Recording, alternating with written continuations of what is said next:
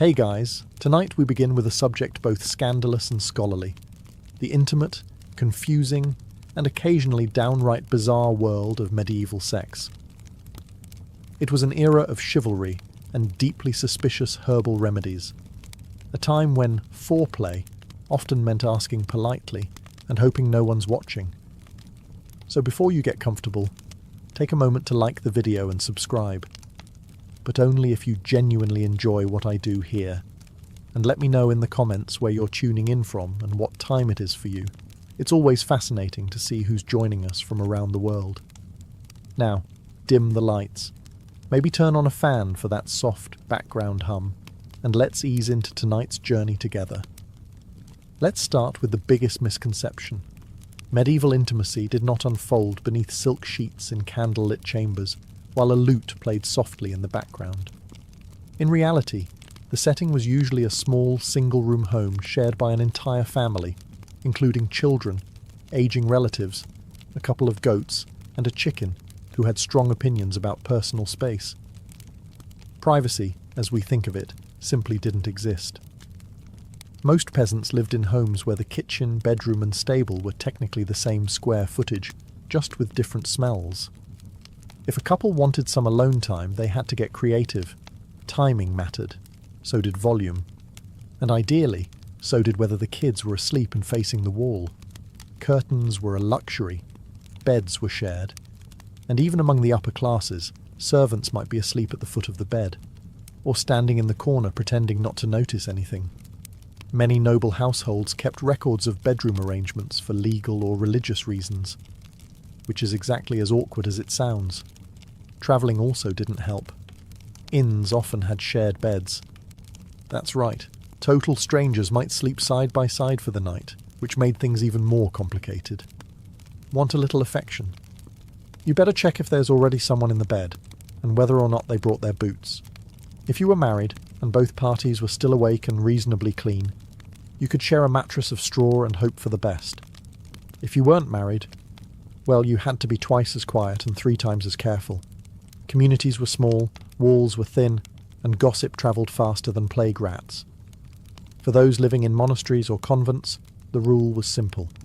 No. No privacy, no distractions, and certainly no late-night whispers. But even there, human nature occasionally made things complicated, which explains why many abbeys had unusually high garden walls. In the medieval world, few things shaped private life more than the church, and it had a lot to say about what went on behind closed doors, or more accurately, behind shared curtains. According to church teachings, physical intimacy had one primary function: making more people. That was it. Not pleasure, not bonding, not stress relief. Just reproduction. Everything else? Distracting at best, sinful at worst. This wasn't just Sunday sermon material. Bishops, theologians, and confessors wrote detailed instructions on what was and wasn't acceptable, in case anyone dared to improvise. Certain days of the week were off limits. So were major feast days, fasting days, holy days, and, in some regions, entire liturgical seasons. Want to be close to your spouse during Lent? Think again. Advent? Also no. That left maybe Tuesdays in April. Even within marriage there were expectations. Couples were encouraged to approach one another with modesty and restraint. Expressions of affection were acceptable, but not excessive. Displays of passion were, to put it mildly, frowned upon.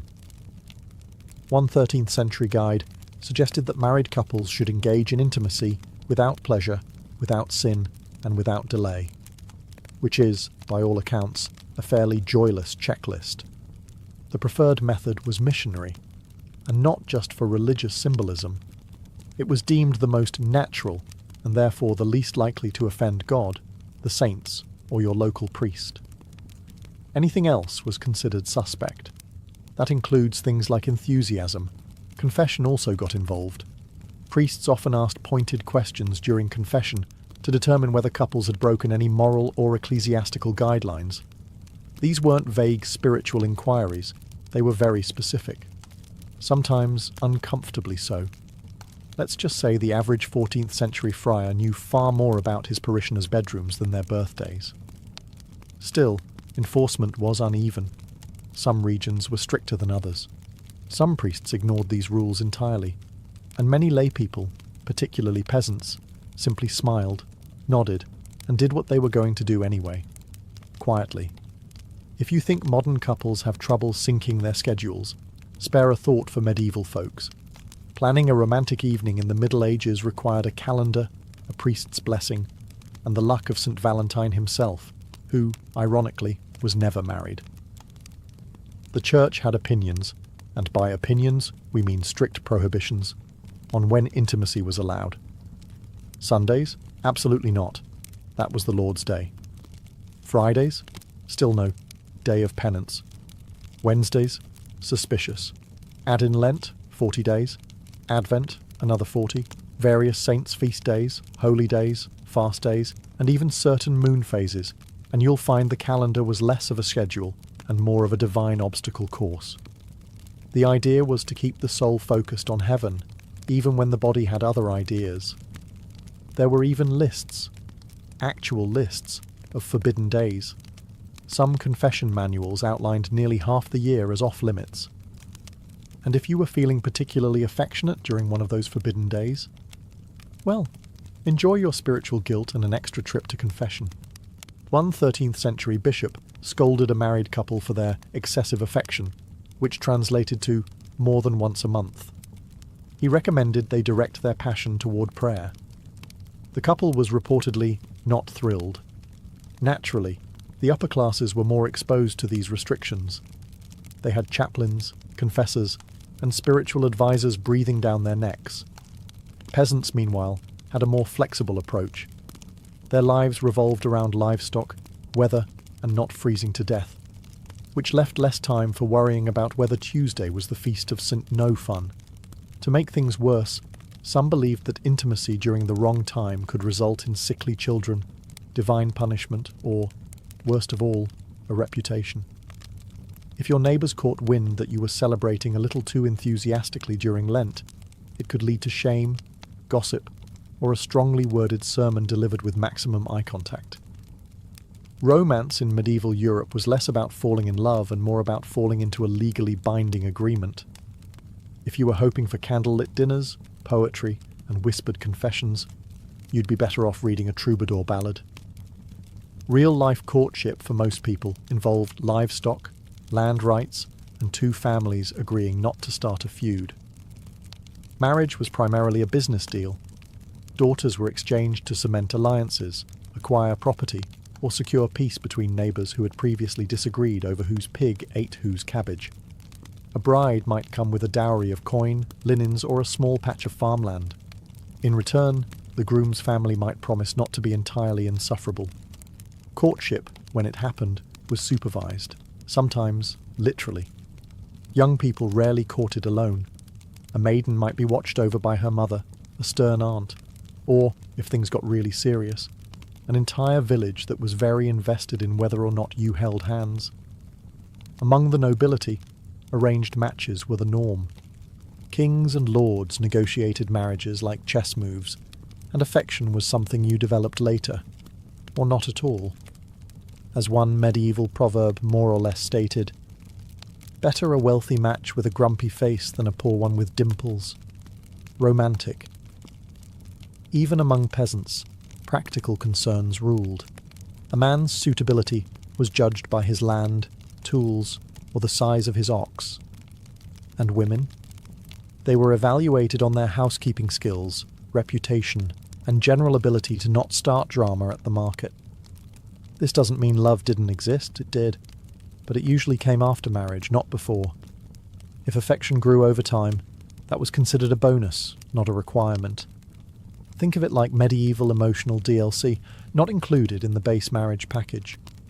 Still, where there's a will, there's a workaround. Secret flirtations, playful songs, and moonlit walks to the village well became the unsanctioned side quests of medieval dating. Just be careful. Get caught kissing behind the barn, and you could face public penance, a fine, or a very disappointed father with a pitchfork. Let's clear up one of the most persistent legends about medieval relationships: chastity belts. Yes, you've probably seen them in cartoons, historical dramas, or very unfortunate museum gift shops. Those iron contraptions allegedly locked around a woman's waist while her husband went off to war, leaving her physically and morally sealed. Except, not really. There's no solid historical evidence that chastity belts were ever widely used in the Middle Ages. In fact, most examples we have today come from the Renaissance or even the Victorian era, periods more obsessed with the idea of medieval repression than with what actually happened. Many of these belts were created as joke items, warnings, or museum curiosities, not functioning devices. Medieval manuscripts, which often record all sorts of uncomfortable details, are suspiciously silent about mass belt distribution. No tailors advertised them. No laws regulated them. No churches handed them out during awkward marriage ceremonies. It's almost as if, and stay with me here, they weren't actually a thing. Which makes sense, because the design is wildly impractical. Medieval hygiene was already questionable. Now imagine adding a rusty metal contraption with no user manual, and a padlock that probably required a blacksmith. It would have caused more infections than it prevented indiscretions. So where did the myth come from? Likely from a combination of later moral panic and satire.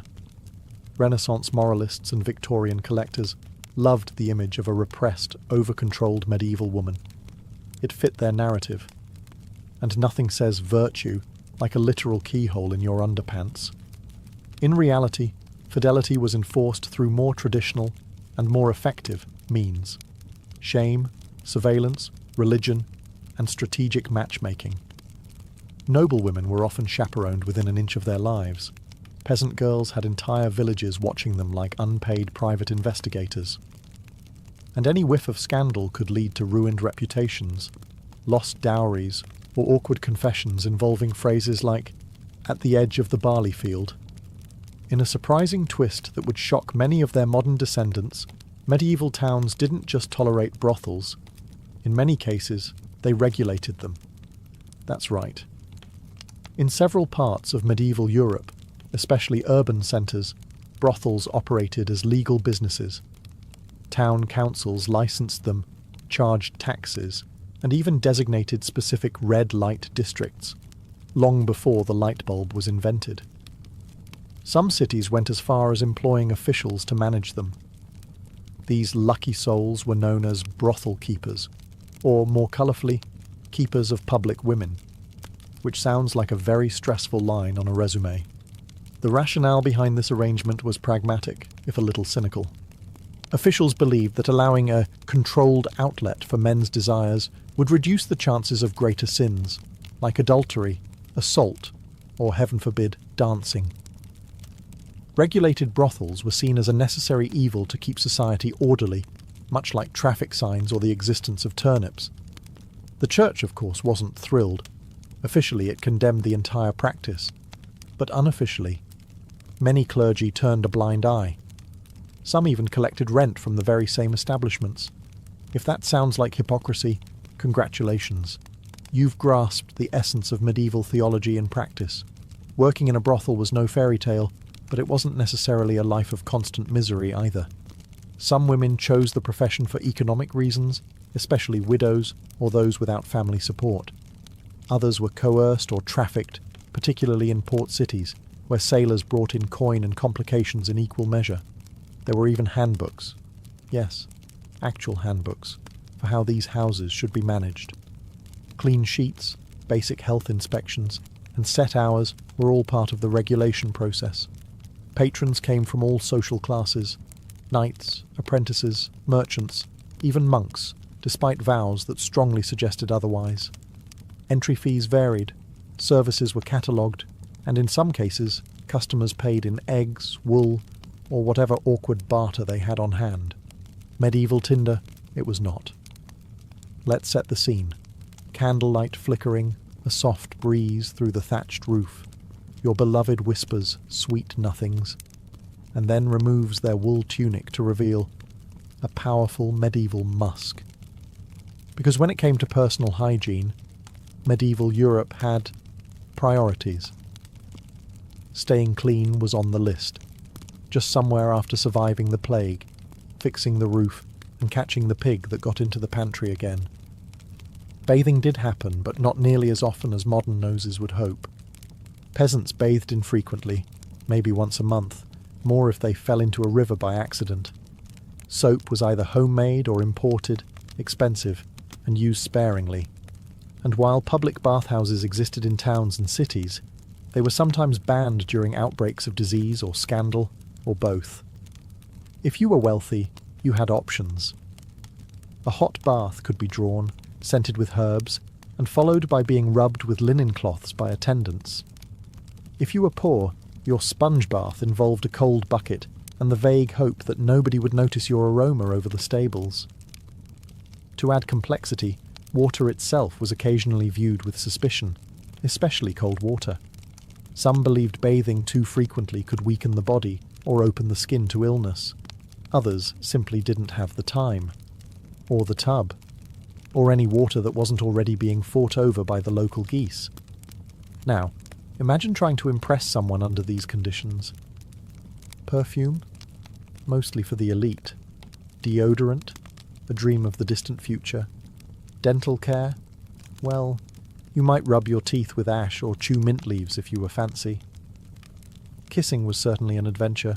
Clothing didn't help. Layers of wool, leather, linen, and fur trapped heat, sweat, and every scent you encountered during your day, including the contents of the chamber pot and the mystery stew. And yet, people still found ways to fall in love, flirt, and get close. Perhaps our standards were different. Or perhaps, when everyone smelled equally awful, love was truly blind. And nose blind.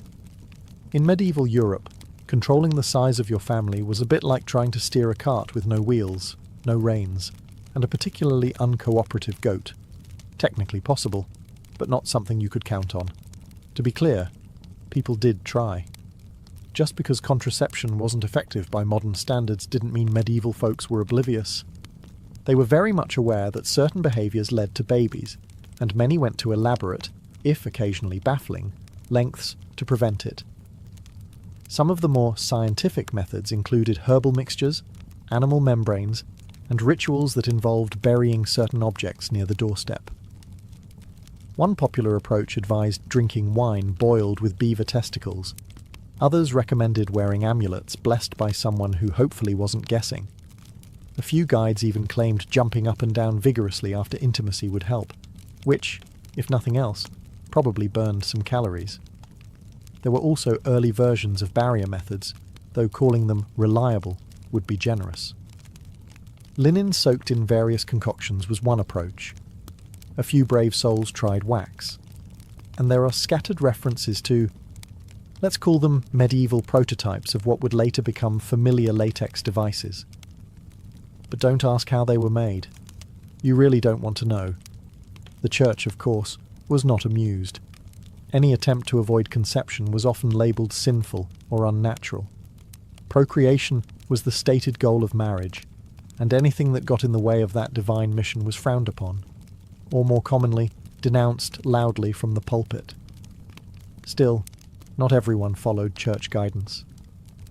Among married couples, particularly those struggling with poverty, the desire to space out pregnancies or avoid another mouth to feed was very real. And among unmarried couples, let's just say the motivation was even stronger, but no matter the method, reliability was low. Birth control, such as it was, depended on folk wisdom, local herbs, and a surprising amount of hope. And when it failed, which it often did, well, that's where hasty marriages, hidden pregnancies, and a lot of awkward conversations came in. Despite what church authorities liked to pretend, not every medieval couple waited until the wedding bells rang before getting cosy. In fact, the practice of testing the goods before marriage was, well, common enough to require a lot of paperwork. Known as fornication in church records and getting ahead of yourself in everyday village gossip, intimacy before marriage wasn't exactly rare, but it was definitely monitored. In towns and parishes across Europe, local officials kept moral rolls, which were less like diaries and more like ledgers of shame. If a couple was caught, or even suspected, of jumping the marital timeline, they could be hauled before the local court and fined. Sometimes the fine went to the church, sometimes to the town, and occasionally to someone who claimed to have witnessed the event. Medieval snitching was alive and well. Fines varied depending on whether it was a first offence, whether a pregnancy resulted, or whether the couple eventually got married. In some cases, getting married after the fact erased the fine, kind of like retroactive permission. In others, the fine was still applied, but at a discounted rate. Early bird penalties, if you will, and let's not forget the social consequences. In tight-knit communities, everyone knew everyone else's business. So even if your local priest was feeling merciful, your neighbours weren't. Gossip could spread faster than a poorly stored meat pie in July. Interestingly, many of these situations resulted in something called hand fasting, a sort of informal engagement where the couple considered themselves betrothed and, in some regions, that was legally enough to begin cohabiting. The church later tried to tighten that loophole, but in the meantime, a lot of medieval babies were technically early arrivals. Among peasants, this was all handled with a bit more practicality. If a couple was clearly serious and a pregnancy had occurred, marriage usually followed, sometimes hurried along with a gentle nudge or firm push from both families. Among nobles, however, consequences could be far worse, especially if inheritance or reputation was on the line. In the medieval world, virginity wasn't just a virtue, it was a contract clause, a political tool, and occasionally a community-wide obsession. Among the peasantry, expectations varied by region and circumstance. A young woman was generally expected to arrive at marriage untested, at least officially. But if she didn't, well, some eyebrows would rise, and a small fine or shotgun wedding might sort things out. For the upper classes, though, things got serious. Noble women's virginity was directly tied to inheritance, alliances, and family honour. A broken engagement might spark a feud. A pregnancy out of wedlock could derail generations of planning. So how did they verify it? Well, badly. Sometimes it came down to vague testimony and character references. She seemed virtuous, or she avoided the stable boy mostly. Other times, more invasive methods were used, like midwives or matrons inspecting for the infamous hymen, which science has since confirmed is not, in fact, a medieval chastity barometer. But that didn't stop anyone. There were also attempts to prove virginity after the wedding, such as displaying a blood-stained sheet, like a very awkward medieval Yelp review. This tradition, while not universal, was expected in certain regions. And if the sheet stayed clean, cue lawsuits, annulments, and family drama on a scale rivaling a royal soap opera. Men, of course, were under no such scrutiny. Male virginity was considered an optional bonus. A future husband's experience level was rarely questioned. At most, he might be encouraged to avoid tavern maids or loose company, but no one was checking his laundry the next morning. Virginity was also linked to religious symbolism. Maidens were often praised as pure vessels, which is beautiful in theory and incredibly uncomfortable in practice. Young girls were raised with saintly ideals, often featuring horrifying martyrdom stories. And if a marriage was annulled on the grounds that a bride had been dishonest, it didn't just ruin her, it could drag down her entire family's honour and property claims. So yes, in medieval Europe, virginity wasn't just about morality. It was legal currency. If you're wondering whether same-sex attraction existed in medieval times, the answer is a resounding yes.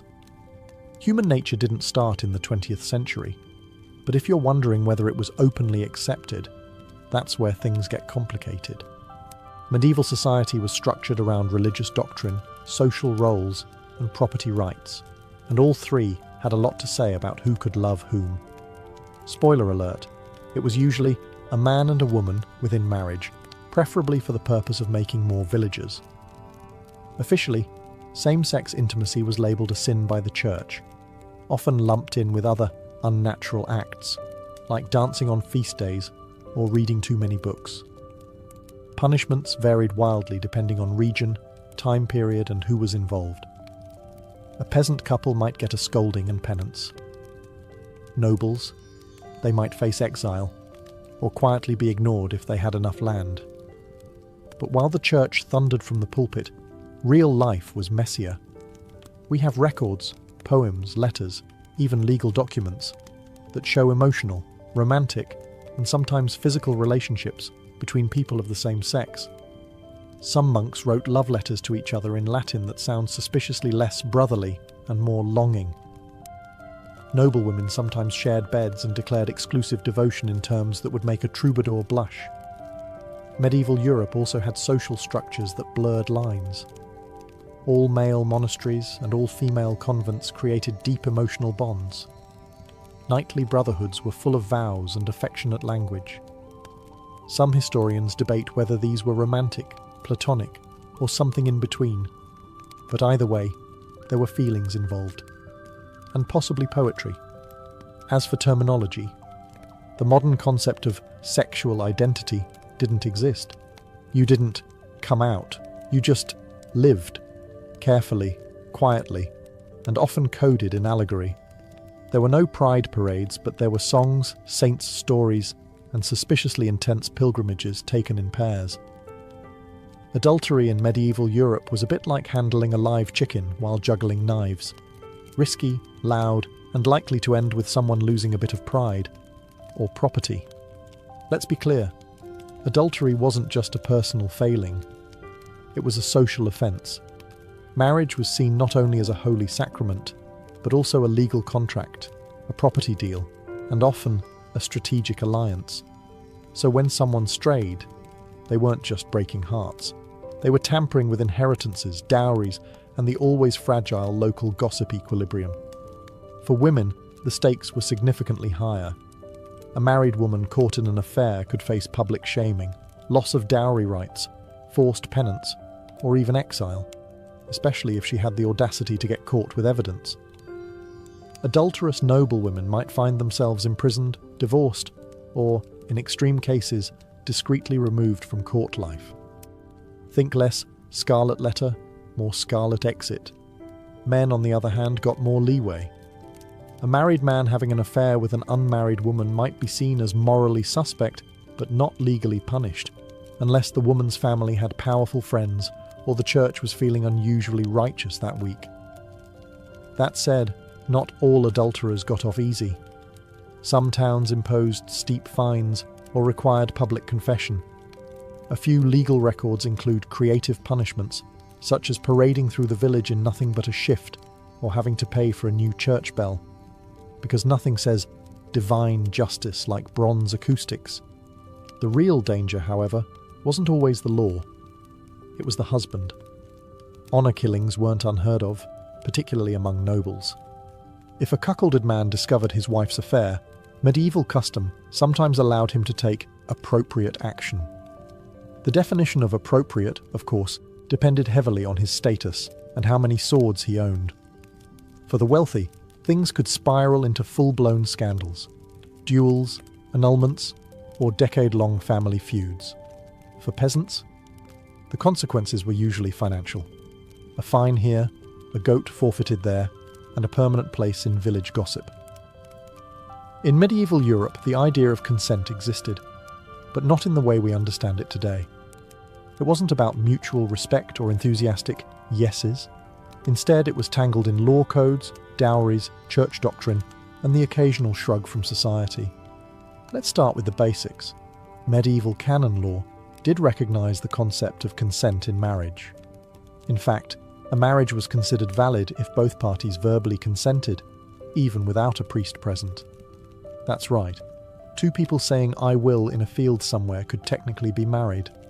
Romantic? Possibly. Legally confusing? Absolutely. But here's the rub. Just because consent was acknowledged in theory doesn't mean it was respected in practice, especially for women. For noble daughters, consent often came after arrangements were made. Families negotiated marriages like peace treaties. The young lady's opinion might be politely requested or strongly implied. But in the end, the dowry talked louder than she did. For peasant women, choices were broader, but still pressured. Saying no to a match could mean economic ruin or social backlash. Saying no to the local Reeves' son? Riskier still. Inside marriage, consent became even murkier. Husbands had legal rights to their wives' bodies, and denying them could be grounds for complaint or annulment. Some church thinkers argued that spouses owed each other the marital debt, which sounds like a joint checking account, but was actually far less voluntary. Still, the picture wasn't all grim.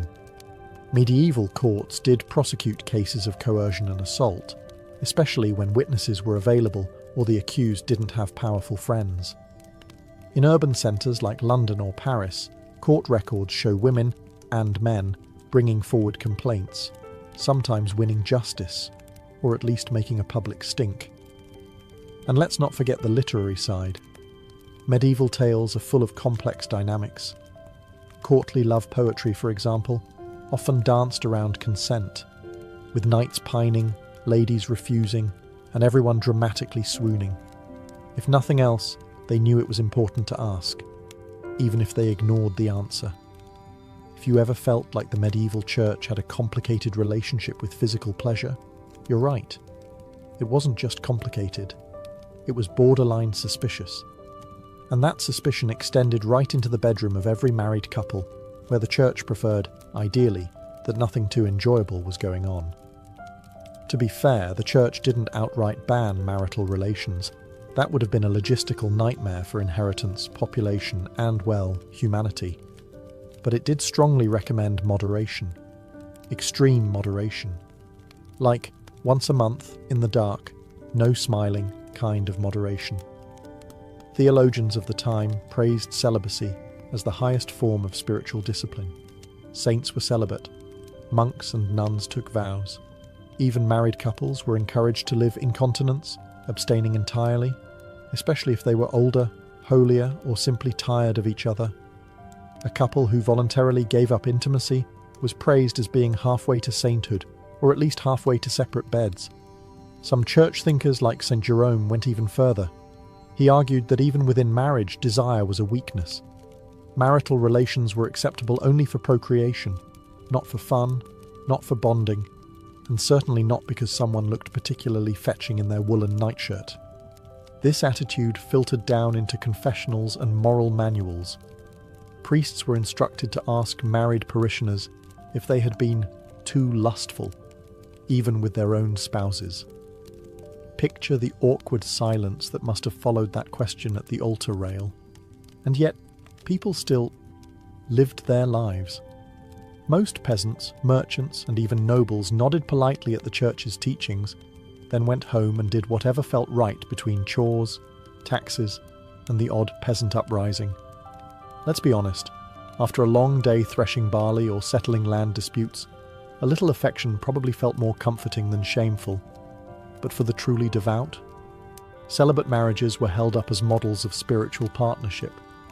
These were couples who lived together, prayed together, and considered carnal urges a thing of the past, or at least a thing better left to younger, less holy villagers. After everything we've covered, arranged marriages, fines for flirting, herbal birth control, suspicious bath habits, and church warnings against smiling too much, you might be wondering, did medieval people actually fall in love? The answer is yes. Awkwardly, passionately, and sometimes even happily. Despite the rigid social structures and moral sermons, love found a way to bloom in the cracks. Peasant couples courted in fields and marketplaces, trading favours, flowers, and whispered gossip over turnips. Noble lovers exchanged poetry and secret glances during formal banquets, while pretending to care about hunting falcon breeds. Monks and nuns wrote letters filled with emotion that modern readers still debate. Was it spiritual longing, or something more? Literature from the period is bursting with romance. Troubadours sang of distant ladies who inspired knights to go off and get very dramatically injured. Stories of courtly love glorified longing from afar, especially if you were pining for someone married to your boss. Sure, the love was often unattainable, But hey, that's where the best verses come from. In some cases, couples genuinely married for love. Records survive of peasants who eloped or refused matches arranged by their parents. Even nobles occasionally rebelled, much to the horror of their family accountants. The church, interestingly enough, actually required verbal consent from both bride and groom, even if that consent was delivered through gritted teeth while holding a goose as dowry collateral. And once married, many couples built strong partnerships. They worked side by side, raised children, endured plagues, and navigated taxes, which is basically the medieval version of a romantic getaway. Letters between spouses, especially during times of separation, show real affection, real longing, real commitment. Even widows and widowers sometimes remarried for companionship rather than political gain, choosing someone they like to spend their remaining years with. Because even after everything, the rules, the risk, the ritual, people still wanted to feel loved, preferably before curfew, and hopefully not during Lent. It all began with a disaster. Zeno of Citium, a wealthy merchant from the island of Cyprus, had it all. Ships loaded with precious dyes, trade routes mapped across the Mediterranean, and the kind of fortune that made a man feel invincible. But fate, as ancient philosophers love to remind us, doesn't care how many ships you own. Somewhere near Athens, Zeno's fleet was caught in a violent storm. The sea didn't just swallow his cargo, it swallowed his identity. One moment, he was a merchant. The next, a man with nothing. When he finally reached the Athenian shore, he was broke, soaked, and, ironically, on the verge of something far more enduring than trade wealth. With nowhere to go and nothing left to lose, Zeno wandered into a small bookshop in the Athenian Agora. It was here that he picked up a worn copy of Xenophon's Memorabilia, a text that preserved the wisdom of Socrates. Intrigued by the quiet power of the ideas within, Zeno asked the bookseller where he could find a man like Socrates. The bookseller simply pointed to a stooped, cranky philosopher named Crates walking by. And so, Zeno began studying under Crates the Cynic, a man known for rejecting wealth and possessions with almost theatrical dedication. He once threw his money into the sea just to prove a point. At first, Zeno struggled with this extreme lifestyle. He wasn't ready to live in poverty for philosophy's sake. But Crates planted a seed in his mind, one that grew into a new way of thinking. Zeno didn't stay a student forever. Over time, he pieced together his own worldview, borrowing Socratic ethics, Cynic discipline, and the logical rigor of earlier thinkers like Heraclitus. Eventually, he began teaching in the painted colonnade of Athens, the Stoa Poikile, a public porch decorated with murals. That's where Stoicism got its name, not from an ivory tower or secret academy, but from a painted porch open to all. It's a fitting origin, a philosophy born not from luxury, but from ruin. Not in a palace, but in a moment of humility. Stoicism, from its first breath, was designed to help people navigate the wreckage, not avoid it. And Zeno was its first survivor. After the shipwreck and the scrolls, after the quiet conversations with cynics and the long walks under the Athenian sun, Zeno didn't just start teaching, he started redefining what it meant to live well.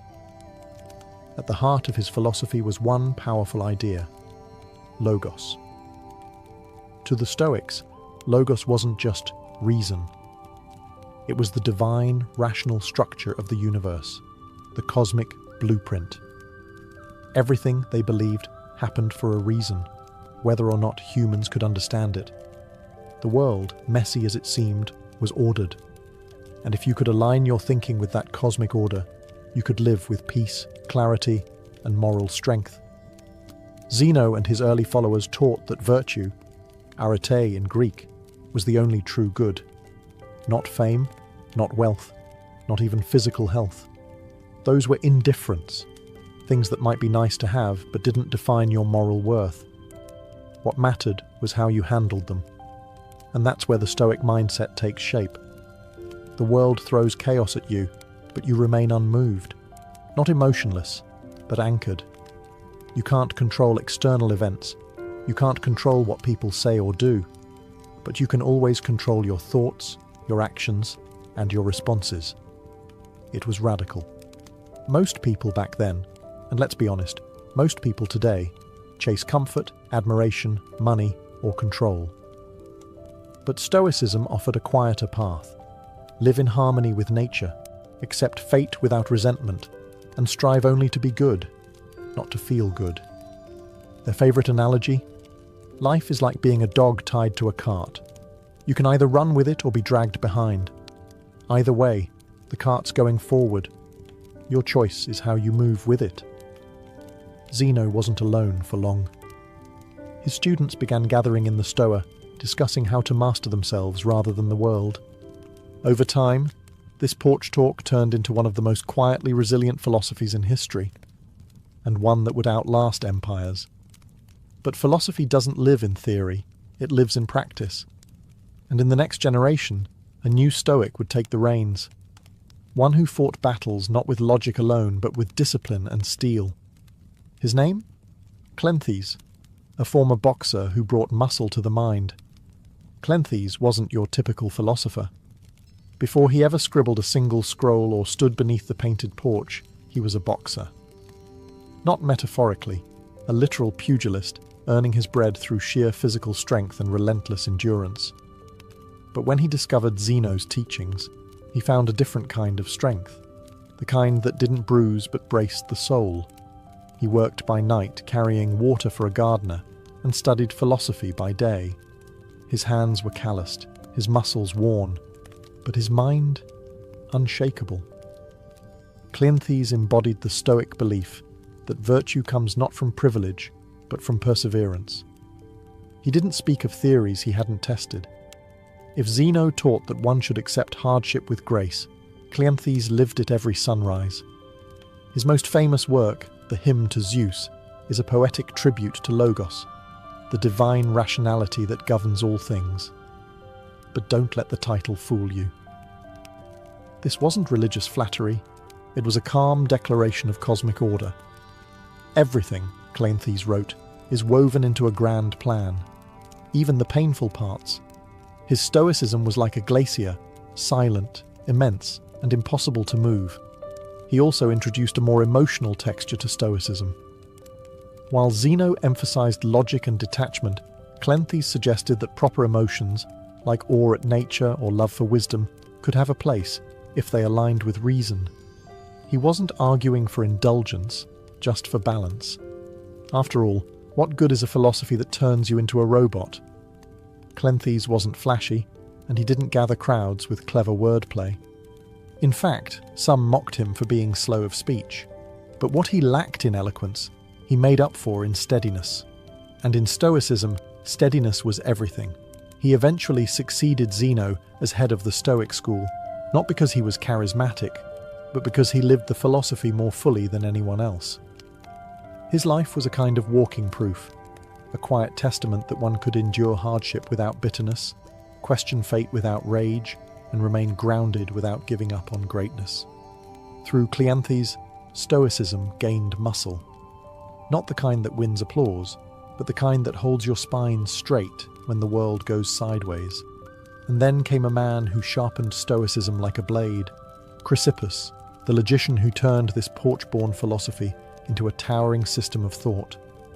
If Zeno founded Stoicism and Cleanthes gave it strength, Chrysippus gave it its skeleton. Without him, Stoicism might have crumbled into vague ideas and forgotten porch lectures. Instead, it became one of the most rigorous philosophical systems in the ancient world, thanks to a man who reportedly wrote over 700 books. Most of them now lost, but their influence? Undeniable. Chrysippus was relentless. He didn't just inherit the school from Cleanthes, he rebuilt it. Where Zeno had been reserved and Cleanthes poetic, Chrysippus was surgical. His specialty: logic. In a time when most philosophers leaned on rhetoric or emotional appeal, Chrysippus built a system of reasoning that could rival Aristotle's. He was obsessed with clarity. He believed that if Stoicism was to survive, it couldn't rely on charisma or tradition. It had to make sense. Ironclad. No loopholes. No fluff. He refined the Stoic distinction between what is in our control and what is not. He expanded their ethics, metaphysics, and physics into something coherent and unapologetically difficult. Chrysippus argued that virtue alone was sufficient for happiness, not virtue plus comfort or virtue plus friends. Just virtue, full stop. One of his most famous contributions was the lecton, a concept describing the meaning behind words. He argued that every spoken word had a sayable, a layer of content carried by speech, tied to logic. It might sound abstract, but this deepened the Stoic understanding of reason and clarity, which for them was essential to a good life. But he wasn't just dry parchment and dusty scrolls. Chrysippus had a biting wit. Once, when accused of not practicing what he preached, he supposedly replied, "Would you blame a doctor who gets sick? He still knows how to treat illness." Stoicism wasn't about pretending to be perfect. It was about trying, every single day, to close the gap between your actions and your ideals. Thanks to Chrysippus, Stoicism hardened. It became more than a comfort for shipwrecked merchants or poetic boxers. It became a discipline, something you studied, practiced, and used to cut through confusion and chaos. And that discipline would soon find its way out of Greece, into the heart of Rome, where emperors and slaves alike would grapple with its power. By the time Stoicism drifted into Rome, the philosophy had already weathered centuries of refinement. But in the hands of the Romans, it evolved from a Greek intellectual pursuit into a way of life suited for statesmen, generals, and even emperors. The Romans weren't interested in abstract metaphysics or syllogisms about lector. They wanted practicality. They faced wars, conspiracies, betrayal, and personal ruin, and they needed a system that could hold their inner world steady while the outer world collapsed. Stoicism, with its focus on self-mastery and virtue in the face of chaos, was a perfect fit. Enter Seneca the Younger, philosopher, playwright, and reluctant advisor to the notoriously unstable Emperor Nero. Seneca wasn't born into hardship. He was a wealthy elite, well-educated, and dangerously close to power. But despite his position, his writings reveal a man deeply aware of life's fragility and the corrupting lure of comfort. In his letters to Lucilius, Seneca preached restraint, mindfulness, and simplicity. He warned against being ruled by emotion or desire, and yet his own life was a battlefield between Stoic ideals and political compromise. He amassed wealth even as he wrote about frugality. He served a tyrant even while writing about virtue. But rather than discredit him, this tension makes him more relatable. Seneca didn't pose as a saint. He was painfully aware of his contradictions. His advice to others often came with a quiet self-rebuke. "I am not a wise man," he wrote, "but a lover of wisdom." And maybe that's the most Stoic thing of all, not to claim mastery, but to pursue it humbly. While Seneca offered Stoicism to the elite, another Roman gave it to everyone else. Epictetus, a former slave. Crippled and impoverished, Epictetus owned nothing, not even himself. And yet he taught that true freedom comes from within. "You may chain my leg," he said, "but not even Zeus can conquer my mind." To him, life's hardships weren't obstacles. They were training grounds for virtue. His teachings, preserved by his student Arrian, became a Stoic manual for inner liberation. In Rome, Stoicism was no longer just philosophy. It was armour, mental armour. And soon, that armour would be worn by the man who ruled the known world, Marcus Aurelius, emperor, warrior, and the most unlikely of all, a philosopher king. It's one thing to read philosophy in peace. It's another to write it on the front lines of war, while ruling an empire crumbling at its edges. Marcus Aurelius, crowned emperor of Rome in 161 CE, was a man born into unimaginable privilege. And yet, His reign was anything but comfortable. Plagues swept across the empire. Germanic tribes pushed at the borders. His co-emperor Lucius Verus died early. His generals betrayed him. And worst of all, his own son, Commodus, would grow into the tyrant he had hoped never to raise. Amid all this, Marcus didn't write speeches or propaganda. He wrote to himself, quiet, personal reflections later compiled into the Meditations. Never intended for publication, these pages offer a window into a Stoic mind under siege. They read not like declarations from a throne, but like whispered reminders from a tired man trying to stay upright. Begin each day by telling yourself, he wrote, "Today I shall meet with interference, ingratitude, insolence, disloyalty, ill will, and selfishness." That wasn't pessimism. It was preparation. Marcus believed that by expecting hardship, he could face it without being thrown off course. To him, people's actions were not insults. They were reflections of their ignorance. And his duty wasn't to control others, but to control himself. He often reminded himself, "You could die tomorrow. You could die today. So act now, not with anxiety, but with purpose." That wasn't despair. That was clarity. Despite commanding legions and managing a vast empire, Marcus was obsessed with inner life. He believed you could be surrounded by chaos and still remain untouched if your mind stayed anchored in reason and virtue. He rarely indulged in cruelty. He rejected opulence, and while he couldn't always live up to Stoic ideals, who could?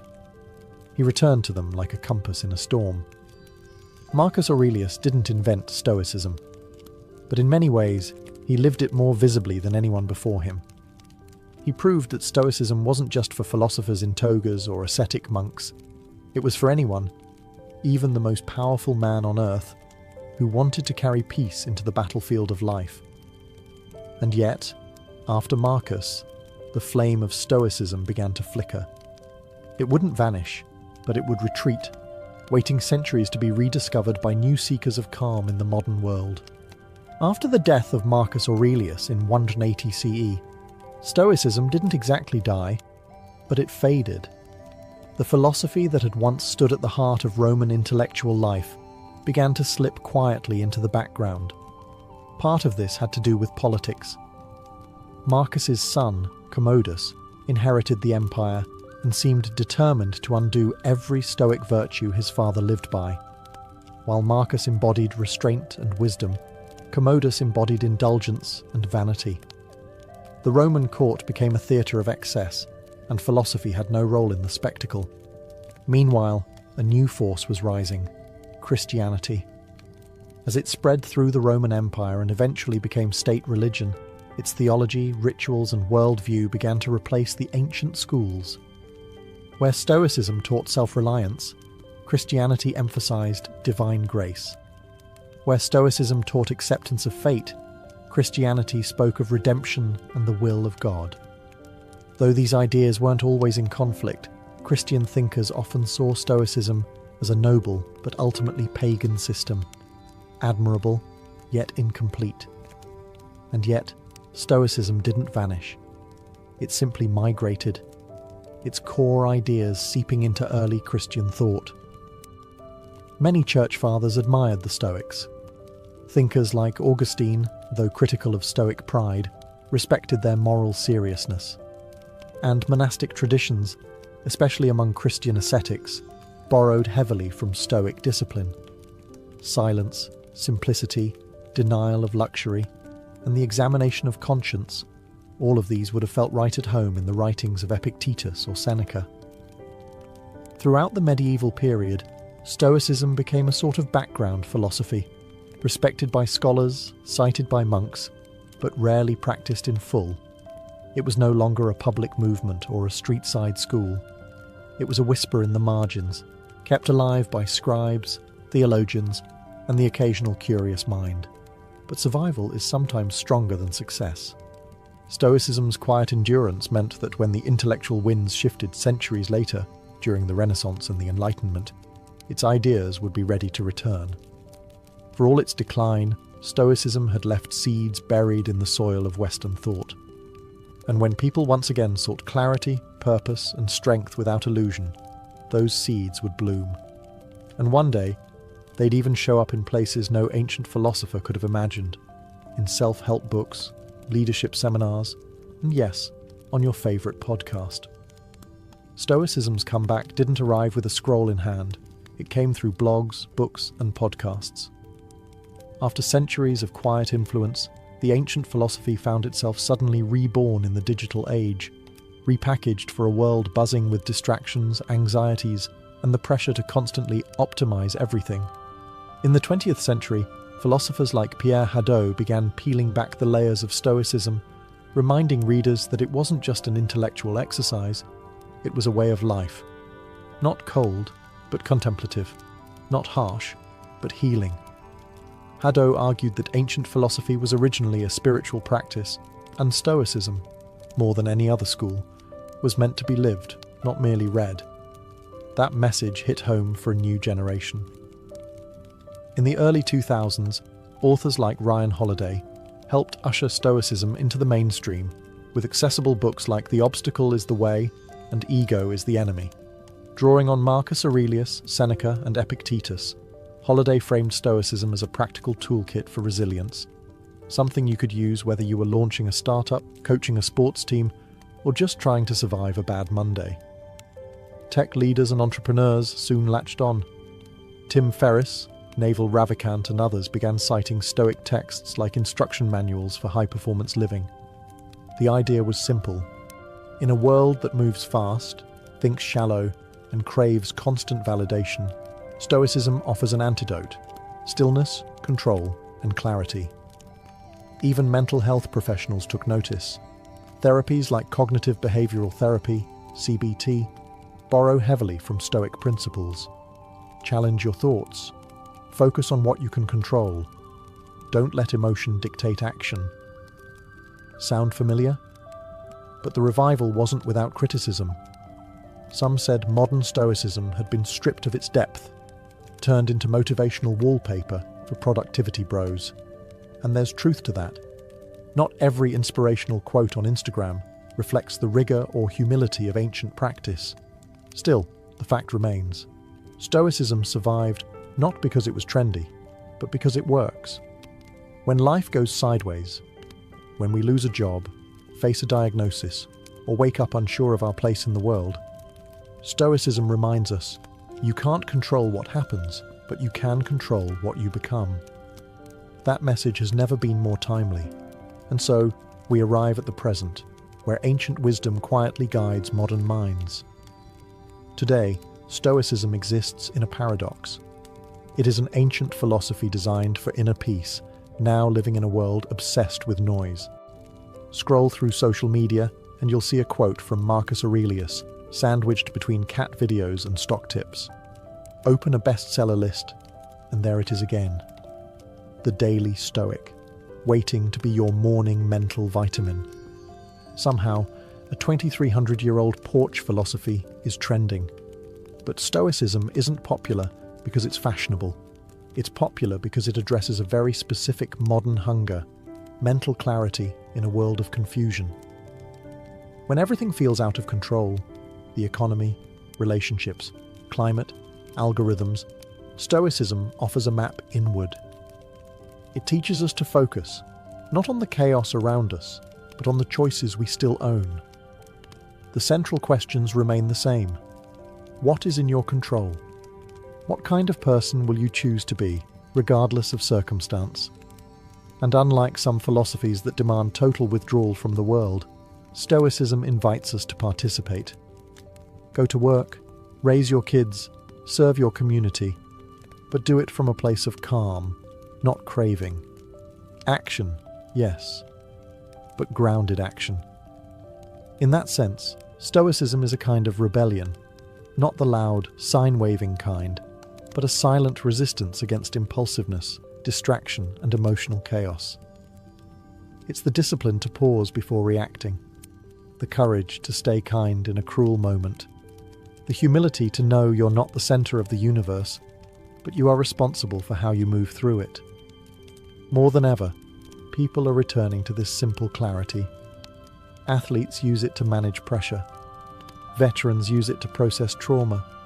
CEOs use it to lead without ego. Teenagers, overwhelmed by the constant flood of comparison and digital noise, turn to Epictetus for a lifeline. Of course, no philosophy is a magic cure. You'll still feel grief, still fail, still lose your temper. But Stoicism gives you something rare, a framework to get back up, reflect, and recenter. In the end, it's not about being perfect, it's about progress. Quiet, steady, internal progress. And in a world that rewards loudness, maybe the most revolutionary act is to be still. To a modern visitor, an ancient Roman bath might look like a luxury resort. Marble floors, vaulted ceilings, statues of gods, and pools steaming in the morning sun. But to a Roman, it was just another Tuesday. Bathing wasn't an occasional treat. It was a daily ritual, and for many, an essential part of being Roman. By the height of the empire, there were over 900 public baths in Rome alone, ranging from grand imperial complexes to modest neighbourhood facilities. Everyone from senators to shoemakers made time to bathe. Cleanliness was important, yes, but so was the rhythm of the experience, the routine, the conversation, the heat. The process was deliberate. You'd enter through the apoditerium, or changing room, where slaves might help wealthier patrons undress. From there, you'd ease into the tepidarium, a warm room that opened your pores and began the relaxation. Then came the caldarium, the heart of the experience, a hot, steamy chamber heated by an underfloor system called the hypocaust. Here, bathers would sweat, scrape their skin with strigils, curved metal tools, and sometimes even get a massage. Finally, you'd plunge into the frigidarium, a cold pool meant to tighten the skin and jolt the senses. It was this contrast, hot to cold, sweat to chill, that gave the ritual its power. Romans believed it was good for circulation, digestion, and even mood. And honestly, they were probably right. But more than hygiene or health, baths were about belonging. You went to see and be seen. You gossiped, networked, debated politics, made business deals, or just eavesdropped on the latest scandal. Some brought their own musicians. Others brought snacks. Poets recited verses. Philosophers argued under domed ceilings, echoing with laughter and steam. In essence, a Roman bath was a democratic space, at least by Roman standards. Status mattered, but even emperors might share a room with commoners. Slaves and women had restricted access or separate hours, but they too were part of this daily world. For the Romans, bathing wasn't about vanity. It was about routine, health, society, and rhythm. A place where the individual dissolved, just a bit, into the larger hum of the empire. One breath of steam at a time. Roman baths weren't just impressive. They were engineering masterpieces. Long before the modern sauna or heated flooring, the Romans figured out how to transform bricks, fire, and water into an immersive wellness centre. At the core of this innovation was the hypocaust system, an early form of central heating. Beneath the floors of the hot rooms, slaves stoked a roaring furnace, or prefernium. This fire heated a space beneath the raised floor, supported by small columns called pillae. Hot air flowed through this subfloor chamber and up through flues in the walls, radiating heat through the room like a gentle oven. The result? A consistent, enveloping warmth without smoke suffocating the bathers. The architecture itself was strategic. Vaulted ceilings trapped heat, domes diffused sound, and a complex arrangement of rooms regulated temperature flow, from the cooler apoditerium to the temperate tepidarium to the blazing caldarium. Windows were designed to harness sunlight, and water was constantly circulating, clean, flowing, and heated to exacting standards. And let's talk about the aqueducts, the silent heroes of the empire. These elevated stone channels delivered vast quantities of water into the cities, allowing even inland bath complexes to operate year-round. Some of the grandest baths, like those of Caracalla or Diocletian, consumed millions of litres of water daily. Yet the system was so well built that waste was minimal and flow was constant. The water wasn't just used for soaking. Romans also had steam rooms, saunas, and even primitive flushing toilets nearby. Sewage was carried away through underground drainage systems. Again, all gravity-powered. The baths weren't isolated marvels. They were integrated into the broader infrastructure of Roman urban life. Maintenance was constant. Workers known as fornicatores tended the furnaces, while others cleaned the pools, managed supplies of wood, or repaired tiles and plumbing. It was labour-intensive, but the reward was clear. These buildings didn't just last years, many stood strong for centuries. In an age with no electricity, no industrial machinery, and no digital thermostats, the Romans created a seamless experience of heat, comfort, and flow. That's why walking into a Roman bath wasn't just entering a building, it was entering a system, one powered by fire, sustained by water, and shaped by genius. Despite all the sweat, steam, and strigils, Roman baths were never just about physical cleansing. They were about information. In a society without smartphones, email, or newspapers, the baths functioned as a kind of open-air broadcast centre. Gossip didn't trickle here. It flowed. Senators, merchants, soldiers, and poets all mingled freely, with togas off and voices raised. Conversations carried across the tepidarium like wildfire. Who was sleeping with whom? What was the emperor plotting? Which general just lost a battle in the east? Who bribed which magistrate to get out of paying taxes? If you wanted to know what was happening in Rome, or what might happen soon, the bathhouse was the place to listen. This wasn't accidental. The Roman elite knew the baths were public arenas, and they used them strategically. Politics didn't stop at the Senate steps. They soaked right into the marble floors of the caldarium. A clever patrician might accidentally bump into a rival in the hot room and float a proposal under the haze of steam. Or perhaps a patron would meet a client to reaffirm loyalties, offer advice, or drop a veiled threat, all while lounging in the pool. Even emperors played the game.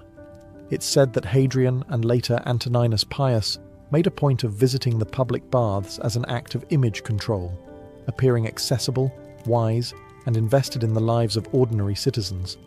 Of course, they had private bath wings too, but showing up in the public zone was a statement. I'm still one of you, sort of. It wasn't just politics that steamed up the tiles. Businessmen negotiated deals, poets recited lines, philosophers debated ethics. The acoustics of the domed rooms often helped amplify voices, a useful trick for anyone who wanted their cleverness overheard. In a strange way, the bathhouse was Rome's version of Twitter, Wall Street, and the Senate floor, all at once. It was unfiltered, buzzing, and deeply performative, but it was also where strategy was born.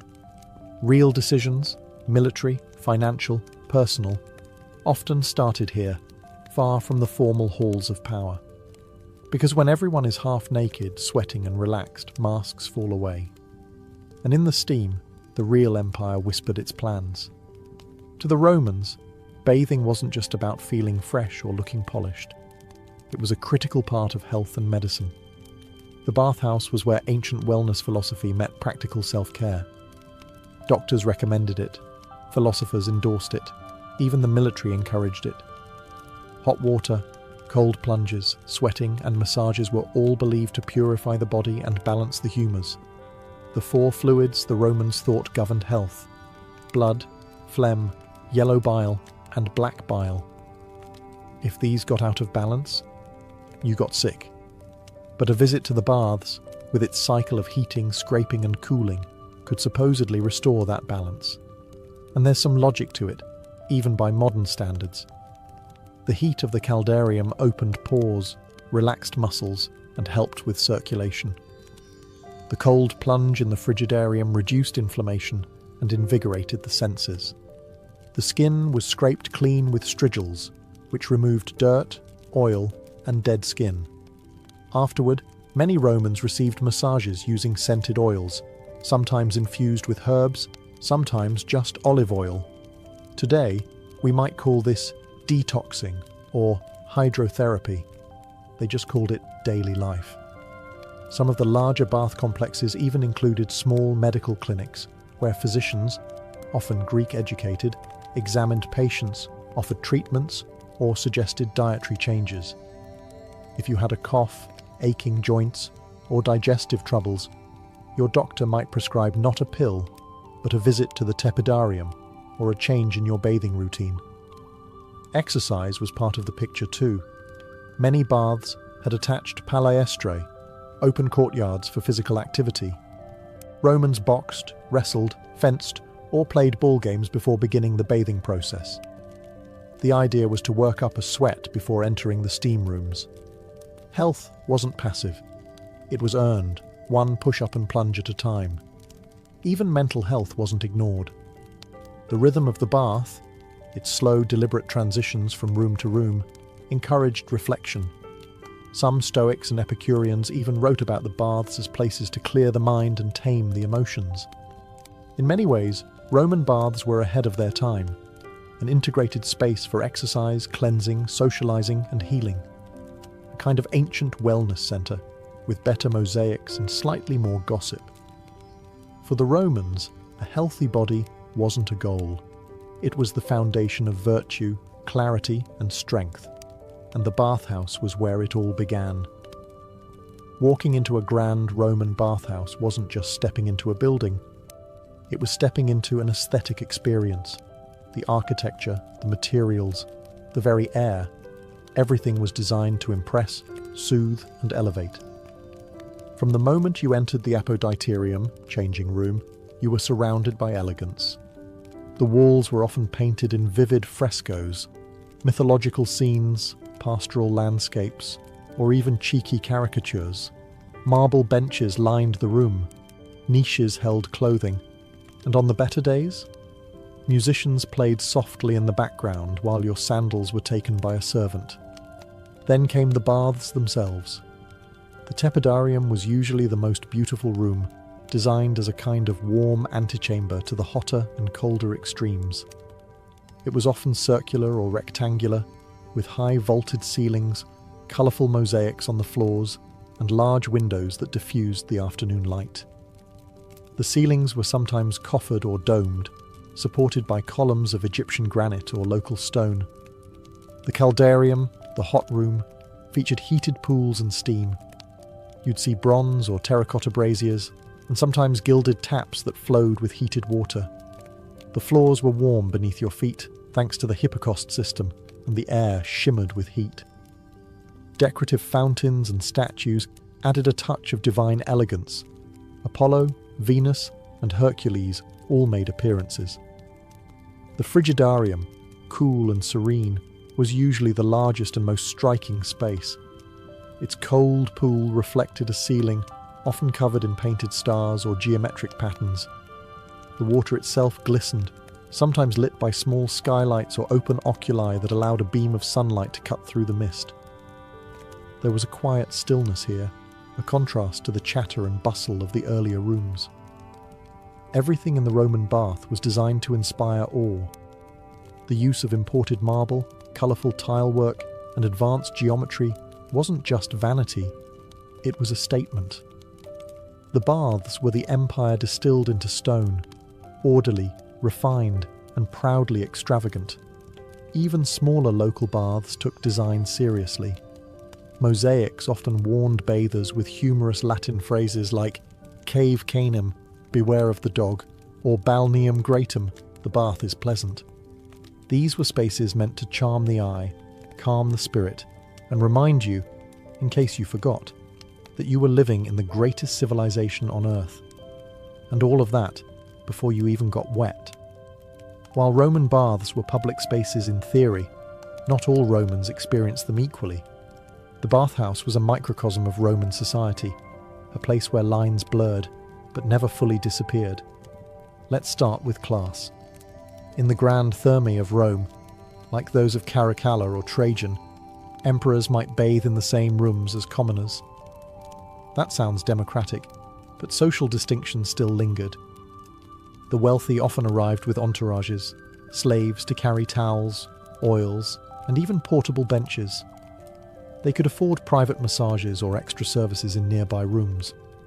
Some larger baths had exclusive sections, scolae, reserved for upper-class patrons.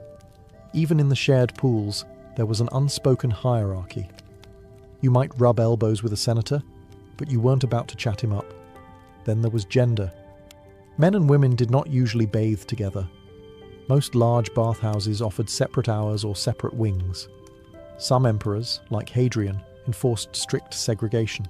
Others, like Commodus or Elagabalus, allowed, or even encouraged, mixed bathing, much to the horror of conservative Roman moralists.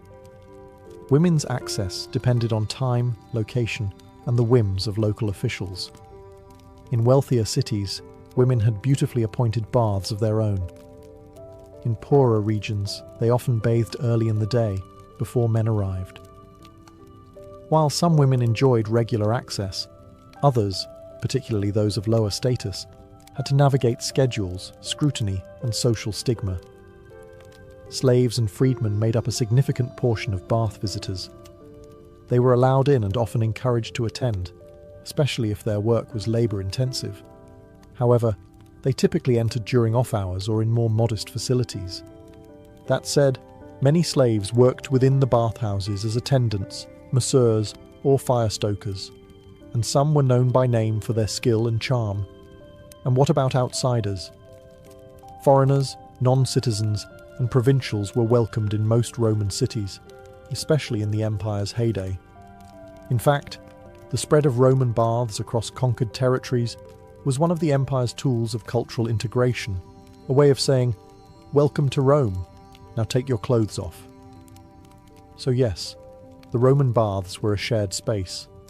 But just like in the forums or the Senate, your experience depended heavily on who you were. Still, for a brief moment in the mist, the hot stone and the splash of cold water, those lines could blur.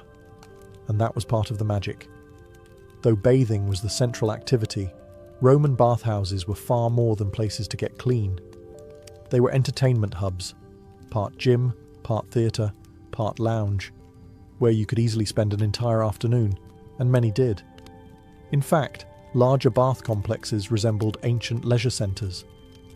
After a workout in the palaestra, a courtyard used for wrestling, boxing or ball games, you might take a stroll to the library, located just off the main hallway. Yes, many baths had libraries. Romans could relax with scrolls by Cicero or Virgil, blending physical rejuvenation with intellectual stimulation. A healthy body and a healthy mind. Both were on the menu. Music filled the air too. It wasn't uncommon to hear live performances from flutists, harpists or singers echoing through the domed chambers. Bathers might be serenaded while reclining near a fountain or getting an oil rub down. In fact, some bathhouses employed professional entertainers to keep the mood light and luxurious, from acrobats to comedians. There were also food stalls and snack counters, often located in or near the apoditerium. Known as popinae, these small eateries served wine, bread, olives, cheese, and dried fruits. For wealthier patrons, personal slaves could bring more elaborate dishes, and the occasional exotic treat, from nearby villas. So yes, you could technically eat grapes in the steam room like a decadent emperor, though etiquette varied. Gambling was common too. Dice games, betting on athletic matches, or just casual wagers among friends added an air of mischief to the setting. These activities weren't always legal, but they were tolerated in bath culture. After all, people came here to let loose. The bathhouses also had spaces for intimate encounters. Some rooms functioned as private lounges or even brothels, depending on the time and location. Morally ambiguous? Definitely. But Roman society had a much different view of public space, privacy, and sensuality than we do today. And the steamy, dimly lit atmosphere of the Caldarium only added to the allure. One of Rome's most remarkable achievements wasn't just building an empire, it was standardizing the Roman experience across thousands of miles. And that included baths. From the misty highlands of Britannia to the deserts of North Africa, And from the forests of Gaul to the sands of Syria, the Roman bath became a unifying symbol of Roman identity. Wherever the legions marched and the engineers followed, they built roads, forts, and bathhouses. These provincial baths weren't just carbon copies. They reflected local resources and customs while still following the essential Roman layout: apoditerium, tepidarium, caldarium, frigidarium. In cold climates like Britain or Germania, the hot rooms were especially important. In warmer places like North Africa or the Levant, some bathhouses expanded the shaded colonnades and cooled pools, offering relief from the blistering sun. Cities like Timgad in Algeria, Jerash in Jordan, and Bath in England all featured impressive thermae, often with mosaics, sculptures, and inscriptions celebrating imperial generosity. These weren't just public works, they were propaganda in stone.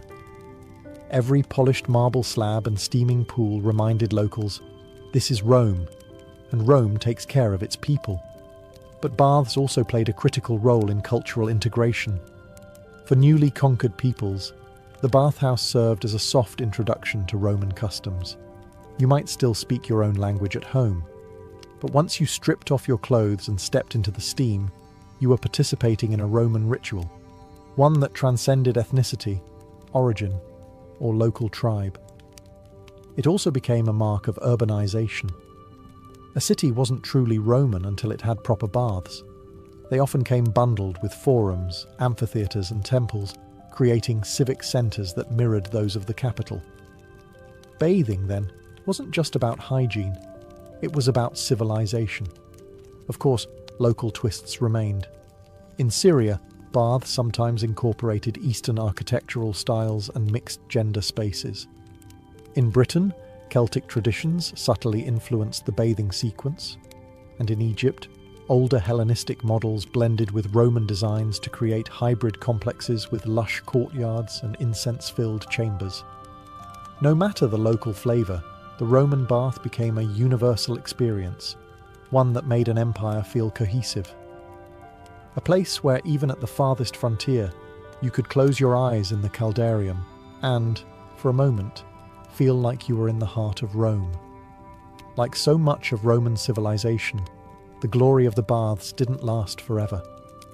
As the empire weakened in the 4th and 5th centuries CE, so too did the great bathhouses.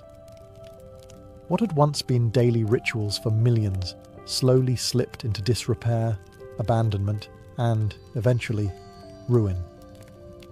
Several factors contributed to this decline. First, the empire's economy crumbled under the weight of inflation, military overreach, and political instability.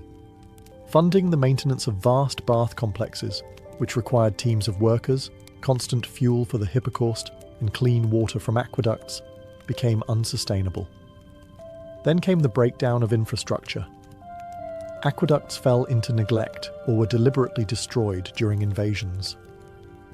Without running water, the baths lost their core purpose.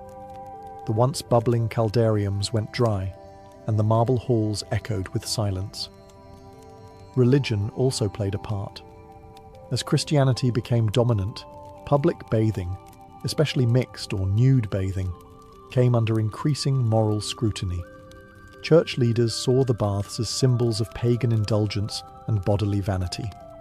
While some Christian emperors tried to preserve the public health function of the baths, others shut them down or repurposed them into churches, monasteries, or administrative buildings.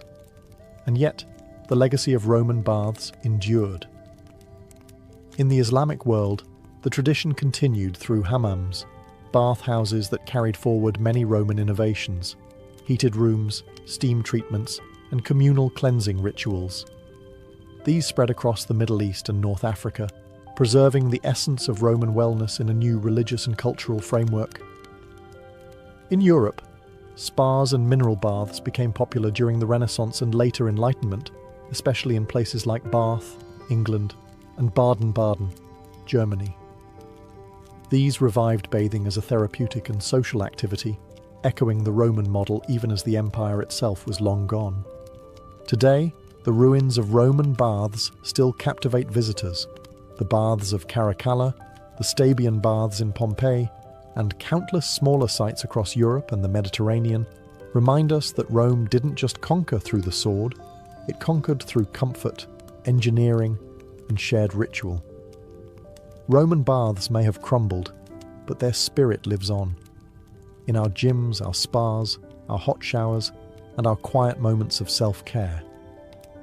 In a way, every time we draw a hot bath or sit in a sauna, we're channeling a bit of the empire, steam rising, tension fading, time slowing, just as it did 2,000 years ago. In ancient Egypt, medicine didn't live in a laboratory. It lived in the temple, the home, and the world of the gods. Healing was not just a science, it was a spiritual art, and the person who treated your illness might just recite a spell while applying a poultice to your wound. That's because Egyptian medicine was deeply intertwined with religion. Illness, to them, wasn't only about injury or infection. It could also be caused by the wrath of a god, the invasion of a malevolent spirit, or a disruption in Mayat, the cosmic order that governed all things. So, doctors, known as SWNU, weren't always working alone. They often collaborated with priests who specialized in ritual and incantation. Together, they formed a dual force of treatment, one applying remedies, the other invoking divine protection. Temples were more than places of worship, they were centers of healing. Specific temples, like those dedicated to Imhotep, the architect, physician, and later deified healer, served as proto-hospitals. People would sleep there in hopes of divine dreams that revealed the source of their ailment or the cure itself. This was called incubation, and it was a respected method of diagnosis. Medical training was rigorous. Physicians studied scrolls like the Ebers Papyrus and Edwin Smith Papyrus, which outlined hundreds of remedies, procedures, and case studies. These documents show that while the Egyptians invoked gods, they also observed symptoms, recorded outcomes, and developed surprisingly advanced techniques, from wound suturing to dental care. But make no mistake, incantations were not just decorative. Many prescriptions included spells as ingredients. A broken bone might be treated with honey and linen, plus a recitation to ward off evil spirits. Psychological conditions, now recognized as mental illness, were seen as spiritual afflictions, often requiring the intervention of a priest or magician. To us, this fusion of medicine and mysticism might seem contradictory, but to the Egyptians, it was holistic. Body, mind, and spirit were part of the same continuum. Healing one meant addressing all. In the land of the Nile, to be a healer was to walk between two worlds, with one hand mixing herbs and the other raised toward the gods. Long before stethoscopes and lab tests, ancient Egyptian physicians relied on their senses and experience. They became masters of visual diagnosis, feeling pulses, examining wounds, and interpreting subtle signs in the body to understand what was wrong, even if they believed the root cause might be spiritual. The first step in diagnosis was always observation.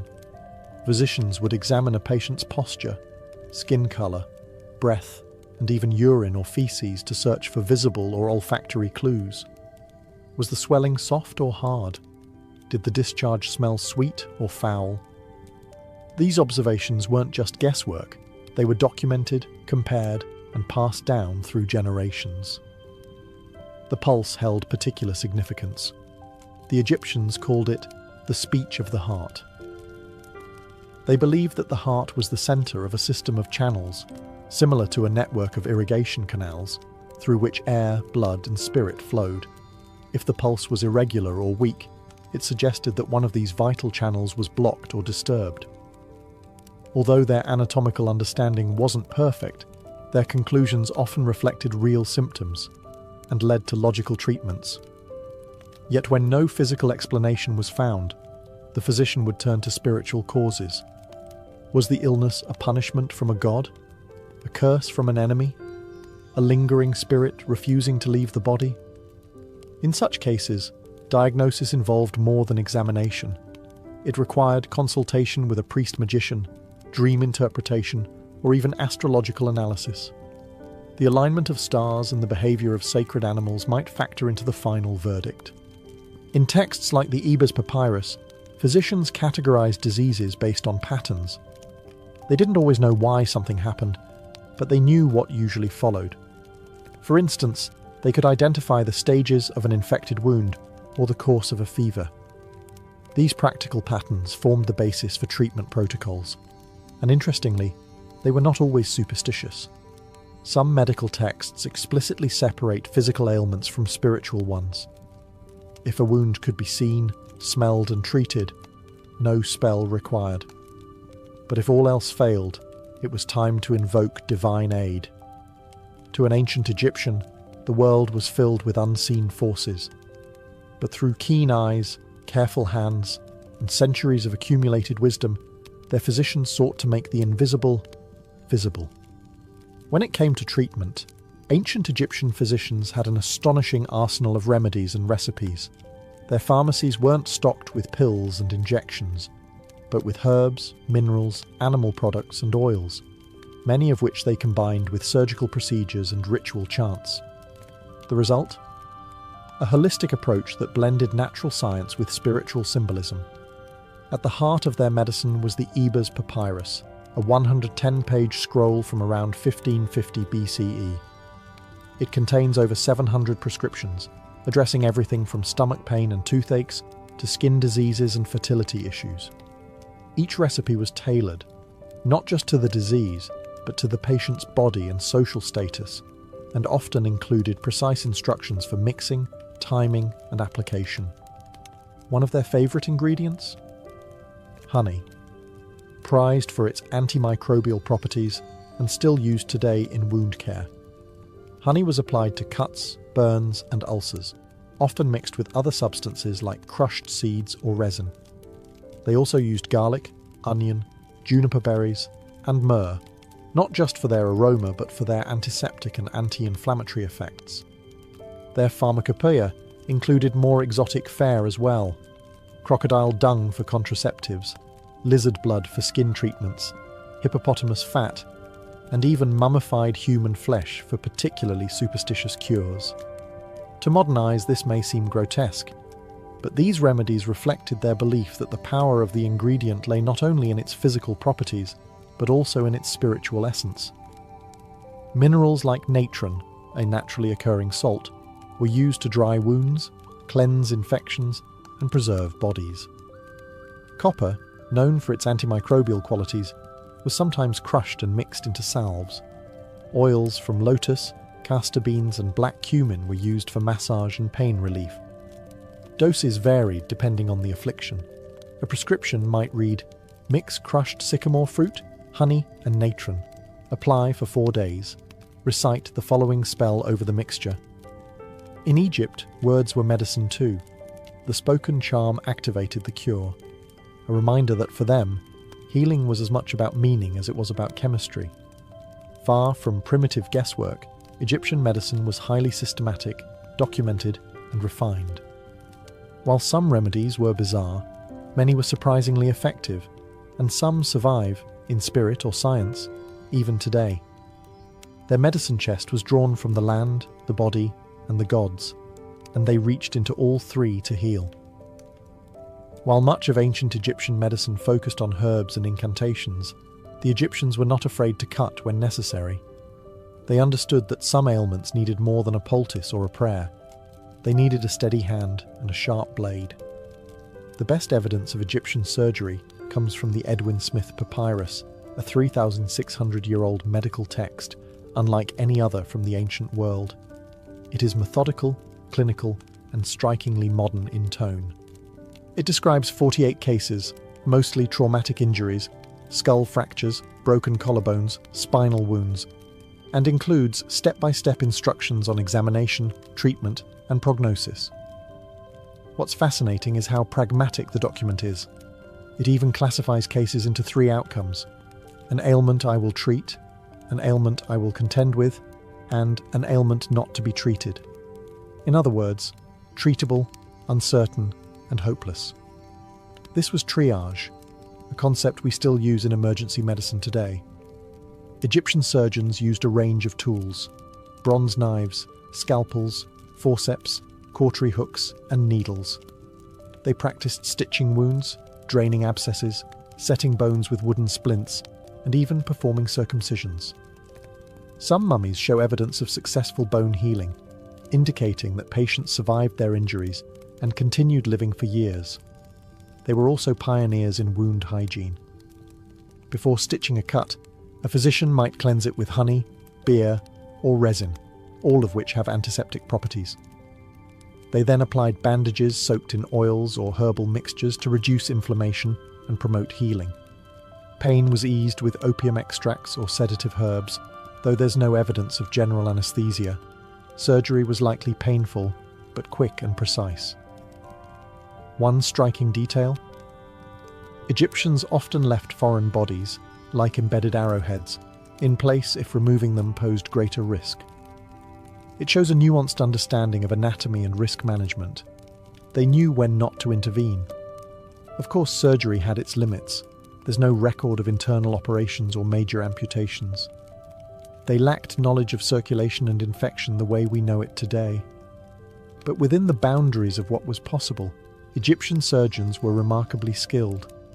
They didn't just experiment. They observed, recorded, and passed their knowledge down. Through bandage and blade, Egypt laid the groundwork for practical hands-on medicine. And centuries later, those lessons would echo through the halls of Greek, Roman, and modern surgical practice. In ancient Egypt, women's health was not a fringe concern. It was central to medical practice. Fertility, pregnancy, childbirth, and contraception were all treated with serious attention, and women both received and sometimes practiced medical care themselves.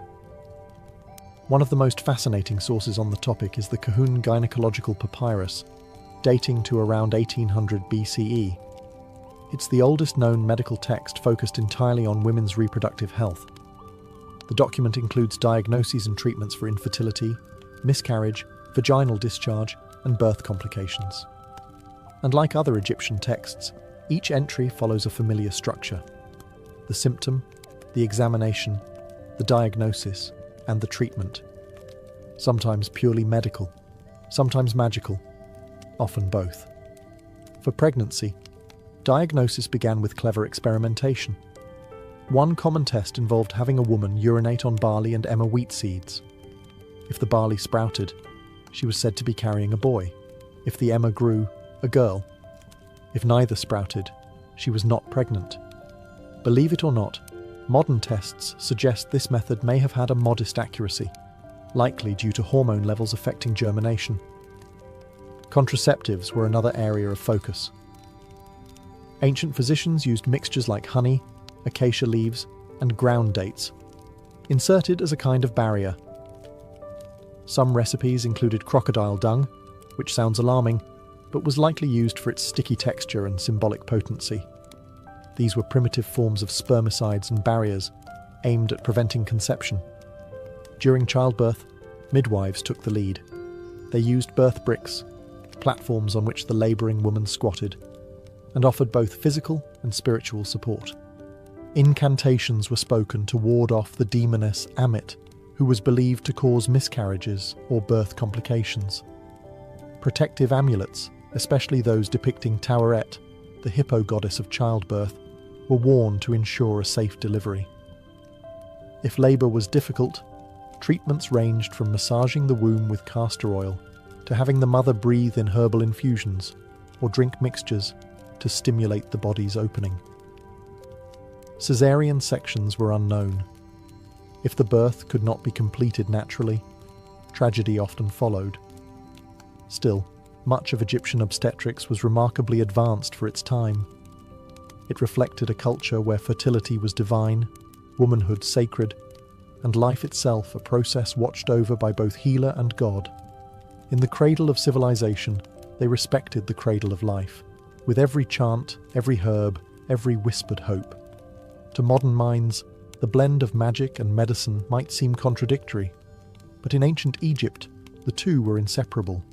Healing the body meant treating the visible symptoms and the invisible forces, and sometimes the cure came as much from a spoken word as from a poultice. The Egyptians believed that illness could be caused by many things: natural imbalances, bad food, injury, but also curses, malevolent spirits, or the will of angry gods.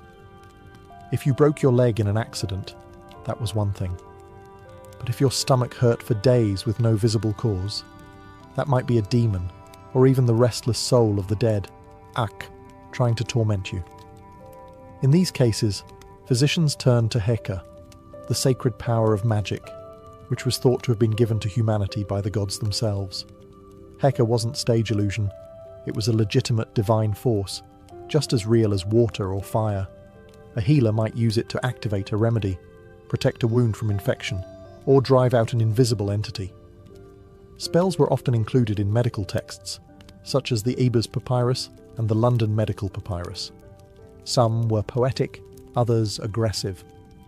One charm for treating burns reads, "O Isis, great magician, I call upon you to cool the fire in the flesh of your servant as you cooled the fire that scorched your own son, Horus." The spoken word was thought to imbue the remedy with divine power, turning herbs into miracles. Amulets were another form of protection and healing. People wore charms shaped like the eye of Horus, Ankhs, or the scarab beetle, each with symbolic significance. These amulets were believed to ward off evil, prevent disease, and protect both the living and the dead. Some were even embedded in bandages or placed directly on wounds. Specific deities were also invoked depending on the ailment. Sekhmet, the lion-headed goddess of plagues, was feared but also prayed to for healing. Thoth, god of wisdom, was called upon to guide the hands of surgeons and scribes alike. In Egypt, medicine without magic was incomplete. The chant, the gesture, the symbol, all were part of the cure.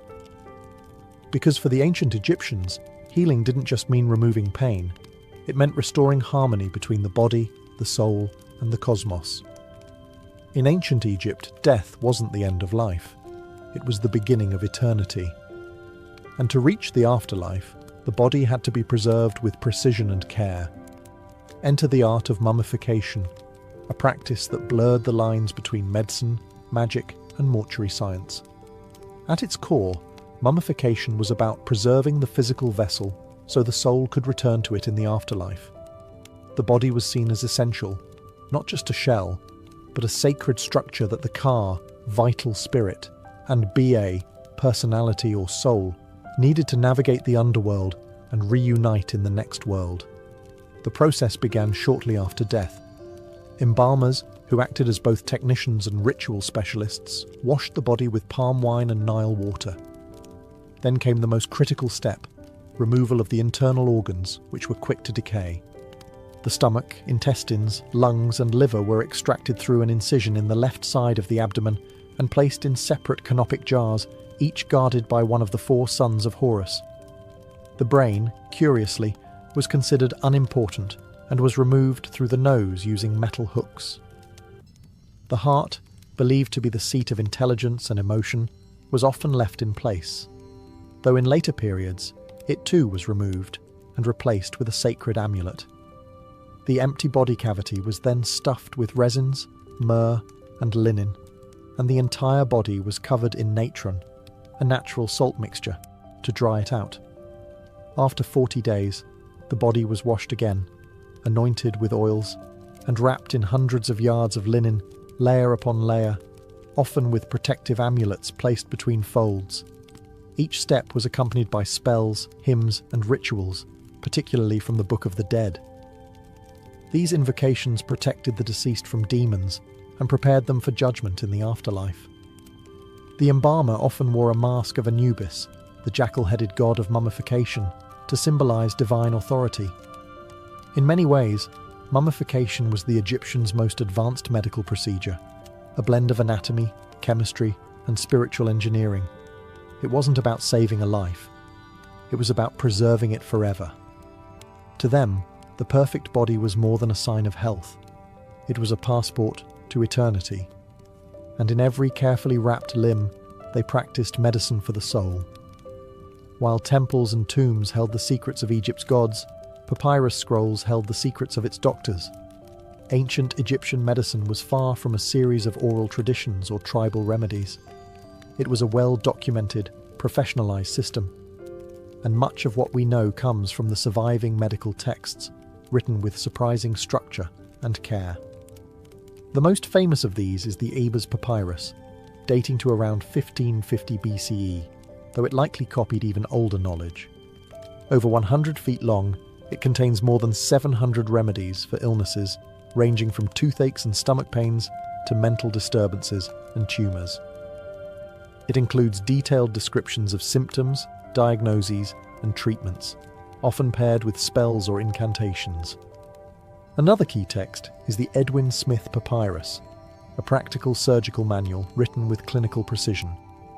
Unlike other papyri filled with magic and prayers, this one reads like the notes of a war doctor.